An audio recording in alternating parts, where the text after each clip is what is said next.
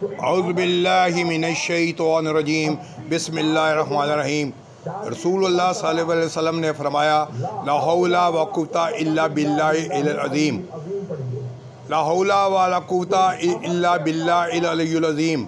कसरत से पढ़ा करो, इसलिए यह कलमा तकलीफ़ और नुकसान के 99 दरवाज़ों को बंद कर देता है।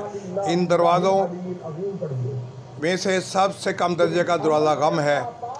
मसाइब व मुश्किलात के वक़्त बुज़ुर्गों ने रोज़ाना कम से कम 5 मरतबा ला हौला व कुव्वता इल्ला बिल्लाहिल अज़ीम।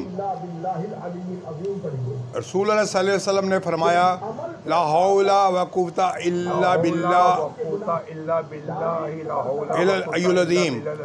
कसरत से पढ़ा करो, इसलिए यह कलमा तकलीफ़ और नुकसान के 99 दरवाज़ों को बंद कर देता है। इन दरवाज़ों में सबसे कम दर्जे का दरवाज़ा गम है।